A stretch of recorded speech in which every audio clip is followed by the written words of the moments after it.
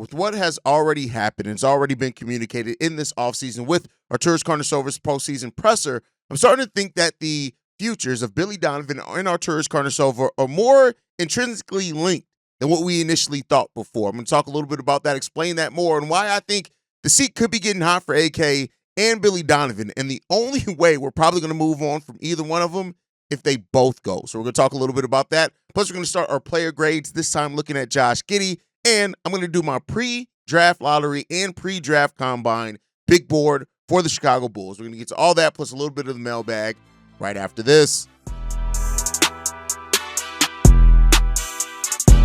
You are now tuned in to Chicago Bulls Central, your number one place for all Chicago Bulls news and content.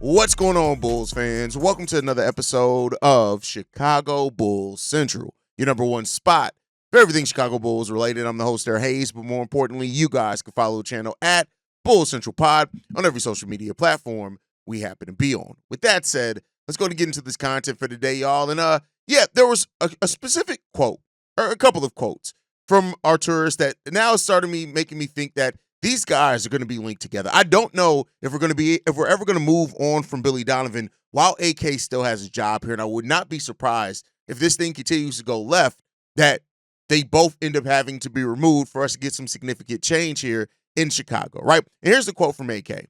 I thought he's done an unbelievable job to transform the group and accomplish certain goals of changing the way we played last year. He's done an unbelievable job, and I have full confidence in Billy.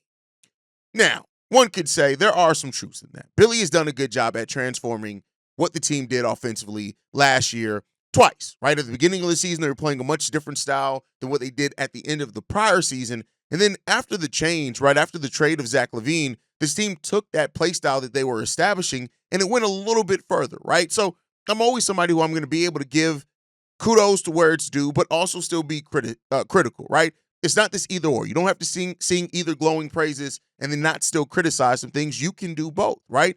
Billy Donovan had some solid coaching moments last year. He did some solid coaching things last year. The problem is Billy Donovan the guy to get over the hump? The problem is not just can Billy Donovan do good things. It's that you need a coach who's able to get a little bit more out of this team, develop, put players in the proper spot. And I still have my doubts over that being Billy Donovan, right? But the thing is it's not just even AK's words here, right? I always harpen back to the moment that Billy Donovan said, yeah, I talk to Jerry Reinsdorf every day. Me and Jerry have a great relationship.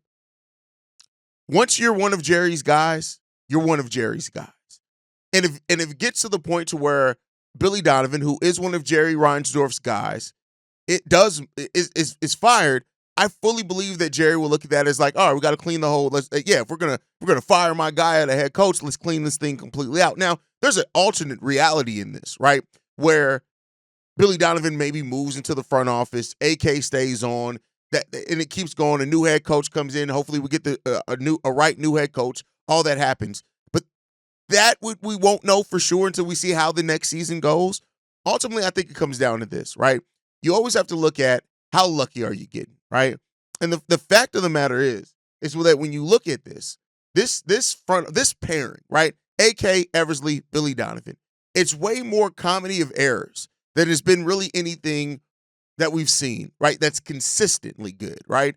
And AK is just the thing that I keep looking back on AK as is just some of the decisions, some of the ways that he does not decide to pull the trigger on certain things and do it later, which puts you in a bad position. Some of his draft selections over the years, right? All those type of things. The contracts have more so been okay than not, right? But then you have things that it's not just, sometimes you can't just blame everything on being unlucky. Sometimes it's just stupidity, right? Like the Lonzo Ball contract. Yeah, it sucks that Lonzo finished the season on the injury report again and didn't play, the last 18 or so games of the season. That sucks. But when you look at it, it's like, you didn't have to extend him right there. You could have waited to see how the season went. Of course, with hindsight now, we see that Trey Jones played well. His season ended early too, but He played amazingly well, doesn't have the injury history of Lonzo Ball, and you could have not signed either one of those guys to extensions, waited to the end of the season to see how it went, and look at that. You probably would have finished this and said, damn, Trey's the guy we probably need to keep around this team. Lonzo, we love you. We'll help facilitate something if we need to get you somewhere else, but you know it is what it is. And it's been too many of those type of scenarios for AK to where you can't just say that it's unlucky anymore. You got to start looking at it at being stupidity. Like you really have to start looking at it as what it is. He makes stupid decisions. Like I said, he's made some really good decisions on. I can name the number of contracts that were really good contracts. Caruso, great contract. Drummond was a good contract. Jalen Smith was a really good contract. Billy Donovan's not using him. Well, wasn't using him towards the end of the season, but that was a really good contract, right? Io and Coby's contracts were really good. P. Wills was stupid, right? We'll see what he does with Josh Giddey's contract, right? But those type of things. Vučević, the money on Vučević's contract wasn't bad, but again, it was like, okay, we extended him where we didn't really need to, but it is what it is there. So it's been a mixed bag there too. At some point, you're not just unlucky, you're stupid. And that's the thing that it goes back to me on with AK is that how much of this is just being unlucky and how much is it that you're just dumb, that you just really don't understand what it is that you need to do, or you really don't do a good job at reading the room. And that's one of the most, as a GM, as a president, as a guy who's maintaining or making transactions around the league, you have to be able to read the room, and you have to be able to do some future forecasting as well. You have to be able to project, what is the market going to look like, right? Am I taking advantage of moving this guy now because the market's going to look so drastically different in 6 months? So now we want to take advantage of it now, right? Do we want to extend this guy now because he's at a precipice of where the market could change for him dramatically, right? Those type of things. AK isn't good at doing that yet. He hasn't shown the ability to be good at that yet. So it's those things that play a part and play a role into why I'm looking at this AK and Billy Donovan thing, and like AK looking at the job that Billy Donovan's done. This is the first year in 4 years, I believe, maybe it's 3 years, where our record didn't get worse the year before, right? That's crazy to say that, right? The record didn't get worse the year that it was before. It stayed the same. Now, I do think you're in a different place because your roster is much younger, of course, but you're still here. And so, listen, I don't know, man. I do think the question overarchingly to ask is the seat's starting to get hot for Arturas. And I do think, because I think we got to go back to the beginning of this. Ownership wanted AK to keep Jim Boylen on.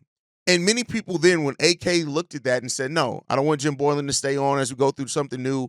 I want to bring in a new coach. That new coach ends up being Billy Donovan. A lot of people thought that was already going to kind of start the clock because you didn't want to keep a guy that ownership absolutely wanted to stay in that position. Now you have another guy. You hired Billy Donovan, another guy that ownership, seemingly from what we've known, absolutely wants to see stay in that position.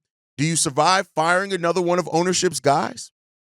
We'll see. And that may be part of what again, this is all speculative, using bits and pieces of what we've seen and heard, but does raise an interesting question. Is the future of Arturas Karnisovas in this front office tied to the future of Billy Donovan?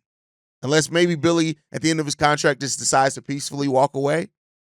We'll see. But let me know what you guys think on that down below. Now, we're doing one of my most fun things to do this offseason, other than draft content, which, again, for those that don't know, I promise you, right? This is not hyperbole. You can ask anybody in the comment section. We are going to give the most detailed draft analysis for the Chicago Bulls over the course of the offseason. I'm going to get into my big board now. That's going to be kind of a high-level overview, top-down. But right after the draft lottery, we digging in. We going in, very much so in to draft content. I guarantee you, nobody gives deeper draft content than here at Chicago Bulls Central. But one of my favorite things to always do is do these player grades, look back, kind of talk about what I would like to see as it stands right now from players to build off on next season. And we're going to start with the player that this past offseason kind of started with, a trade acquisition of Josh Giddey, right?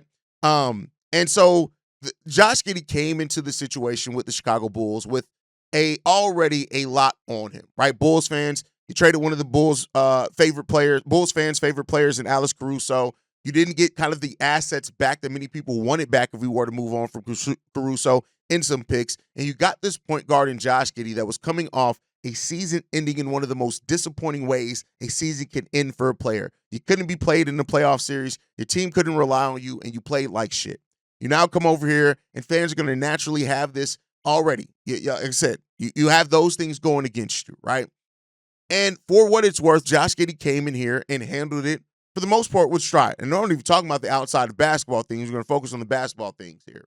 And then with that said, he came in here, and it's been a tale of two seasons in a lot of ways for Josh Giddey, right? A lot of people like to always go to Josh Giddey's season started off like trash. It really didn't. The first 5 games of the season for Josh Giddey, he averaged 15 points per game, 8 rebounds, 6 assists, right? Under a block per game. He shot the ball 48% from the field and 48% from three-point range. Those first 5 games of the season, considering how Josh Giddey and the fact that Zach LaVine was still on his team, figuring out his way, actually started off pretty promising. It then fell off a cliff in the month of November. Month of November, only 10 points per game, 42% shooting from the field, 29% shooting from 3. And that's where it goes to show, like, the beginning of the season, it kind of be a mirage at some times, right? December, a little bit better, 14 points per game, 47% shooting from the field, 22% shooting from 3. Okay.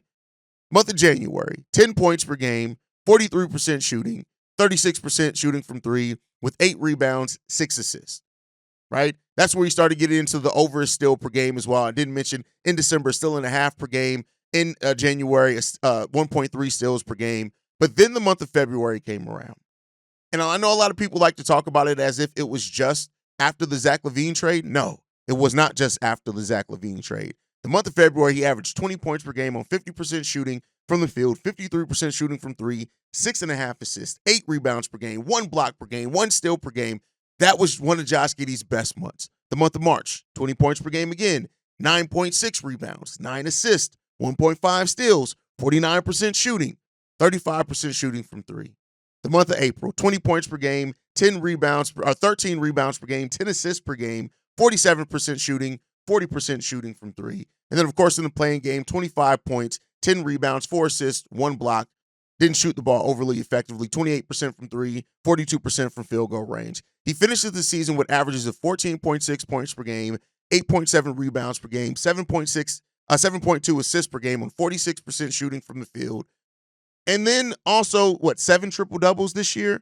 Josh Giddey, the way that the season went on and the confidence build, it was great to see from Josh Giddey. His chemistry with Coby White, right? When you look at his assist chart, he was one of the main people getting Nikola Vučević involved as well in the second half of the season. He created almost as many points off assists as he did scoring himself. That's really big from a point guard like Josh Giddey, right? So there's been a lot of promise from Josh Giddey. And for those, listen, Josh Giddey stands. You may be surprised. It's very hard to get an A from me. So I want to be clear on that. Stands, not fans. It's very hard to get an A for. I'll tell you this right now. There's probably nobody on this team that's going to get an A for me other than Modest Buzelis, mainly just because of expectations are much lower for a rookie, especially a rookie under Billy Donovan, but I'll explain that when we get to that, right? But Josh Giddey and what he did this season as a creator is the thing that was so crazy to me. Almost 18 points per game created off assist, right? That we haven't had an assist creator like that on this team since Rajon Rondo was on this team. And even then, it wasn't that high, right? Now, some of the things that Josh Giddey needs to work on, turnovers. The almost 3 turnovers per game was concerning, right? And when you look at the number of those that were rated as bad passes, so almost 3 turnovers per game, 2 of those turnovers were on average rated as bad passes. So that's just, I know Josh Giddey is going to gamble. He's a point guard. He's going to try to make some plays and thread the needle there because he is such a good creator. But I just want to see that tighten up, right?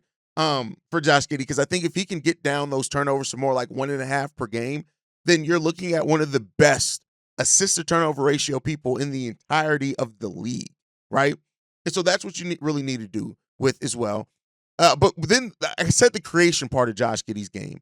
5 points created a game for Nikola Vučević, right? That's directly that Josh Giddey created. When Zach LaVine was here, 3.2 of those. 3.5 for Kevin Huerter, 2.4 for Zach Collins, 2.4 for Coby White, 2.1 for Ayo Dosunmu, 2 for Trey Jones, right? What am I giving you here? basically every lineup combination that we could see, Josh Giddey helped create and put the ball in the hands of those players and help them score a little bit, right? That's what you want to see from your 22-year-old point guard that still has tremendous upside as well in this league, right? And then the blocks. The thing that I started liking about Josh Giddey is the way that he started understanding, hey, I got size on this point guard, even with the smaller wingspan, but he has size because of the height, and those steals on those blocks playing those passing lanes were really, really good for Josh Giddey, right? Him attacking, getting to the free throw line, right? That was the one thing that that for him and Coby White, I wanted to see. How much better can you get to the free throw line, right? Because I think that that's a part, especially for Josh Giddey, not always being the best shooter in games where his shot isn't falling. If he can get to that free throw line, that's going to help. Josh Giddey almost doubled his free throw attempts from last season to this season, and a lot of that coming on the second half of the season. If Josh Giddey over the entirety of a year can get to doing that more often, get to doing that and getting to the free throw line, that's going to help his game so much more, right? That's what you can see from that. Over the last 20 games of the season, he averaged almost 6 free throw attempts per game, right? So that showed an understanding over how to get to the paint, right? How to draw those fouls, how to be a little bit more crafty, right? So Josh Giddey showed tremendous things. Now, of course, the defense came and went at times. There were games where Josh Giddey was absolutely really solid defensively, right? Not amazing. And Josh Giddey said himself he's probably never going to turn into a lockdown defender, but given the effort on that side of the ball, you could tell that was a focused effort from Josh Giddey. He's going to need that going forward into his career. Josh Giddey showed the flashes of everything that we want to see from Giddey. The biggest question coming that a lot of that came over the last 20 to 25 games of the season. So because of that, you're looking at it, and of course there's again, I always say there's an understandable reason for some of the doubt around Josh Giddey and if he can do it again. Post All-Star break, 21 points per game, 45% shooting from 3, 50% shooting from the field. Pre-All-Star break, 12 points, 44% shooting, 34% shooting from 3. So somewhere between those two things is where you want to find Josh Giddey as a scorer.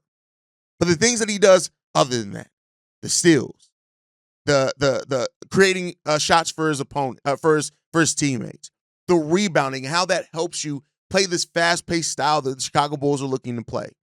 All those things play into the fact that Josh Giddey had a very, very good season here for the Chicago Bulls, and I'm giving it a B+. Again, A's are very hard to get for me, so Josh Giddey stands. Don't start tripping and typing and getting all upset. It's just very hard to get an A for me, but Josh Giddey is right there. Josh Giddey had an incredible season, and my hat's off to Josh Giddey for the season that he had. I'm grading Josh Giddey a B+ this season. If he would have done this for the entirety of the year, it would have been an A+. Absolutely, right? But the signs of concern there at the start of the season, I just want to see and make sure that Josh Giddey is going to start this off next year doing that. And if he does, great. The Bulls, they got them one. And he's going to get paid this offseason as well. But with that said, last topic before we dive a little bit into the mailbag, I do want to get into my big board for the Chicago Bulls. And this isn't necessarily big board as far that it's ranked 1 through whatever. This is just the players that right now, based off the Bulls having the 12th pick before the lottery, some guys that I'm looking at, and one guy that's outside of that, but I'll tell you why I have him on this list. So first up is still Asa Newell, right? And Asa Newell, to me, 19 years old, 6'10". We got to see if that's legit. There's been some questions on the legitimacy of that 6'10" rating height there. We'll see what happens to that. The over 7-foot wingspan. I think that I told you guys before, Asa Newell and what he can be defensively, right? Rebounding wise and shot blocking, and with his switchability defensively is exactly what the Chicago Bulls need in a big when you have Josh Giddey and Coby White on your team. The ability to come over on pick and rolls when your guards miss that thing is going to be really good. He does have to get stronger. He does have to add to his frame, but we've seen that before. We've seen that with Joakim Noah, somebody who defensively actually compared very well to Joakim Noah. In his switchability, not necessarily the caliber, right? We have to see what caliber of player he's going to be. But then also, you look at his offense. His offense is really fluid. He just has things that he needs to work on. It's going to be tough for him to get some of that off in the NBA right away until he adds to his frame, right? He's also a lefty, which you got look at that sometimes when it comes down to it. So with all those things, right? He's really good. He's a solid scorer, solid defender, solid rebounder, right? When it comes down to it, but the way that he deals with contact as a center right now is a little bit concerning. His rebounding rate is solid when you look at the rate, but the number isn't necessarily that great yet, right? So all those things shaping up to be there. But I really look at this guy, and I think he even has upsides as a shooter that he can develop into. So Asa Newell is definitely somebody who's on my board. Next up, Noah Esengu. I always mispronounce the guy. I'm going to get it together before the draft. The 6'10", 200-pound, small forward / power forward guy out of France. Listen, when I tell you guys right now, if you're looking for somebody who can pair with Matas Buzelis, and you have those switchable forwards, I love knowing what he could bring, man, could be so good. He's so gifted physically, and he's better defensively, but and he's not as rounded scoring wise. So like him and Modest have the opposite things. Modest was raw defensively and he developed, but we know what Modest can be as a scorer, especially in transition. Noah isn't going to maybe not score right away, but his upside as a defender, his upside even as a scorer is huge. He's definitely on my prospect list for the Chicago Bulls. Then next, Rasheer Fleming. I love this kid, Rasheer Fleming. 240 pounds. He has the size. He has that physicality, right? He uses his frame. Amazing athlete when it comes down to it as well. He's explosive. He could be a really good high motor four for you, maybe even a small ball center in some cases. He struggles to create his own shot. But I think when you have a point guard like Josh Giddey, you're maybe not worried about that as much, right? I think that Josh Giddey could really go well with Rasheer Fleming and help with that lack of creation that he has sometimes. But I absolutely love Rasheer Fleming for this Bulls team as well. He's another guy that's really falling very high on my draft board. Again, this isn't necessarily in order. It's just guys that I like so far, and I'm doing a deeper dive into their skill set. Next up, Derek Queen. The question with Derek Queen, the biggest question here with the Bulls is that he is so ball dominant. And when you already have Coby, you already have Josh Giddey, and I don't know if any team's going to allow Derek Queen as a rookie until he proves himself to be as ball dominant as what he was able to do in college. And how he plays off ball, that's going to be the thing that has to be creative there, right? That you have to really look at. But when you look at his comps for him, like Zach Randolph is a really great comp for him when it comes down to it. Defensively, though, that's where we're going to have to see how he develops into that, right? And he's not really the anchor that you look for on a defense with Josh Giddey and Coby White and the players that we have here, right? So that's the kind of problem there. Defensively, he's active, which is always a good sign. I've always said that players who are active, even if they're not the best on-ball defenders, that's a really good sign of who and what they can turn into, but there's a little bit concern there. Next up, Thomas Sorber. I love this guy's game and love his skill set. I think he has prime Roy Hibbert type upside as well for in the NBA, right? Long, very skilled, right? Great frame and body. He deals with that as well. Well over 7-foot wingspan. So I'm not really worried about the size that he has there as well. 14.5 points, 8.5 rebounds, 2.5 assists as a freshman with Georgetown. This kid is absolutely an active player, and you love that activity, especially, like I said, in the type of offense that the Bulls are running as well. 72% shooting from the free throw line as a freshman. Solid there, right? So really good things there. And overall, he doesn't have the high-level vertical athleticism. And so that there is what it comes down to, right? He has promise as a rim protector, still some concerns there as well, but I think he'll be perfectly fine when it comes down to that. But his lack of finishing above the rim could be a concern, but I'm not too worried about that as it stands right now. Has solid passing ability as well as a big man, which I think is really good really important in the modern NBA. But overall, I really like this kid's game. 19 years old as well. He doesn't turn 20 until December. So we're talking about we'll be a couple of months into the season before this kid even hits 20 years old. I really like Thomas Sorber. I think he could bring a lot for what the Chicago Bulls team needs. And then the last guy. And the only reason that he's on here is because I looked at a couple of big boards and a couple of mocks, and some people have this kid falling as low as 10th. Not very many, though. The Ringer, their big board has him being the 10th on the board. But that's Trey Johnson. Listen, if the Bulls are going to move on from any of their guards, I love Trey Johnson. I love the concept and the idea of Trey Johnson playing with Josh Giddey. I think their skill sets would fit very good together, but that would mean probably moving off somebody, maybe not immediately, but in the future. But if Trey Johnson was there to happen to fall to the Chicago Bulls around that area, which, again, I don't expect, but if it were to happen, he would be the number one pick for me. If the Bulls were if he somehow fell to the Chicago Bulls at 10 or something, which they won't. The Bulls are either going to be top 5 or they're going to be number 12. But if you were to go there, you take them and you run away, right? And one of the reasons outside of that is that coming into last year's draft, and now until he started falling, I didn't plan on covering Manas Vučević because I just thought he would go way too high for the Chicago Bulls. But you never know in drafts. So Trey Johnson definitely going to be on that list as well. But again, I don't expect him to be there for the Chicago Bulls at all personally.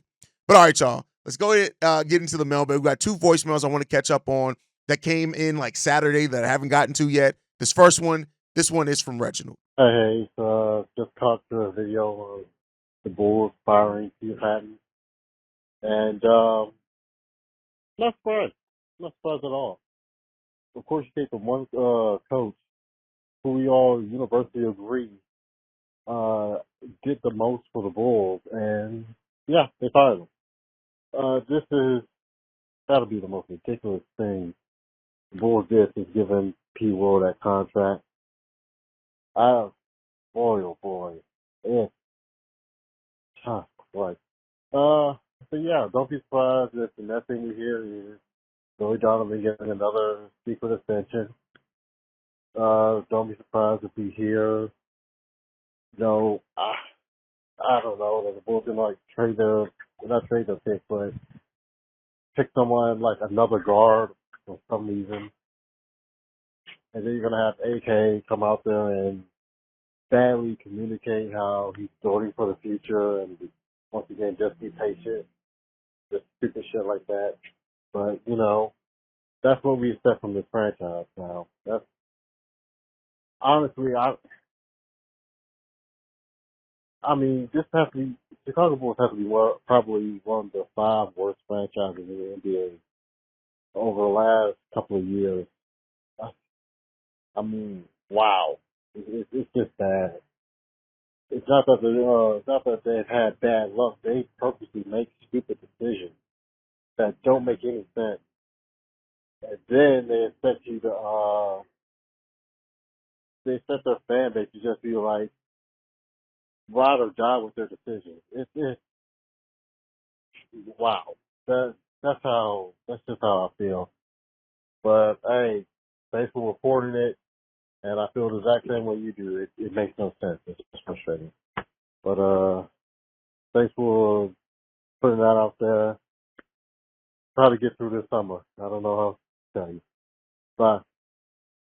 You say you're not surprised by the Patton firing, but you hear it all in your voice. You were very much surprised, as we all were. I think that caught everybody off guard because it's just the one that it didn't make sense. It really didn't make sense. You didn't have to do that. But, that's the Chicago Bulls for you. And we'll see what comes of this Peter Patton hiring. Like I said, they do have Dan Craig, Wes Unseld. Both those guys have been heads of player development before.